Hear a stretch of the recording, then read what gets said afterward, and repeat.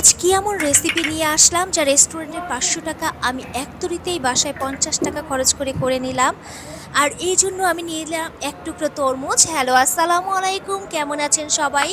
আজকে একটা নতুন রেসিপি পেতে হলে ভিডিওটি না টেনে সম্পূর্ণ দেখুন। কোনো অংশ বাদ হয়ে গেলে রেসিপির স্বাদ কিন্তু আর পাওয়া যাবে না। যদি বাসায় ট্রাই করতে চান তাহলে অবশ্যই ভিডিওটি দেখুন। তো সেই যে এক টুকরো তরমুজ আমি নিয়ে নিলাম, সেটা আমি এখন স্লাইস করে কেটে নিয়ে এর মধ্যে থেকে খুব যত্ন সহকারে ধৈর্য দিয়ে বিচিগুলো বের করে নেব। কারণ এই রেসিপিতে তরমুজের বিচি তো একেবারেই রাখা যাবে না। তাহলে কিন্তু আমার রেসিপিটা অরিজিনাল টেস্ট থেকে আমরা সরে যাব। আর এবার নিয়ে নিব আমি একটা লেবু, আর লেবুটাও খুব পাতলা করে স্লাইস করব। পুরু করে স্লাইস করলে কখনোই রেসিপির অরিজিনাল স্বাদটা আমি পাবো না। এরপর যেটা নিব, যেটা ছাড়া তো এই রেসিপিটা হবেই না, সেটা হচ্ছে পুদিনা পাতা। তো আমি কিছু পুদিনা পাতা এখানে ছড়ে নিচ্ছি।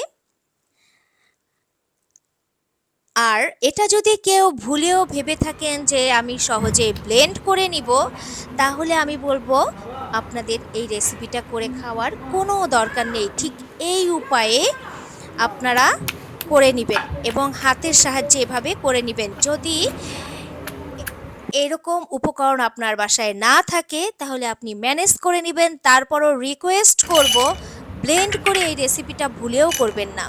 এরপর আমি গ্লাসে দিয়ে দিব বরফ। আর এই বরফের মধ্যে আমি ওই যে তরমুজ, লেবু, পুদিনা পাতা একসঙ্গে দিয়ে করে নিলাম সেইটা। আর এরপর যেটা দিব মোস্ট ইম্পর্টেন্ট, সেটা হচ্ছে সোডা পানি। সোডা পানি না থাকলে আপনি 7 আপ কিংবা স্প্রাইট দিতে পারেন, তবে সেটার ক্ষেত্রে একটু স্বাদ মিষ্টি হবে, আসল স্বাদটা পাওয়া যাবে না। আর ডেকোরেশনের জন্য আমি এক টুকরো তরমুজের সাথে আমি পুদিনা পাতা অ্যাড করে খুব সুন্দর করে ডেকোরেশন করে নিলাম। আগে তো দর্শনদারি, তারপর গুণবিচারি। আর এটা খেতে আমি জানি দর্শনদারিটাই সুন্দর হবে না, অবশ্যই এর মধ্যে গুণাগুণ আছে এবং আপনারা খেলেই দেখবেন মুখের মধ্যে গিয়ে জাস্ট একটা ফিউশন চলে আসে।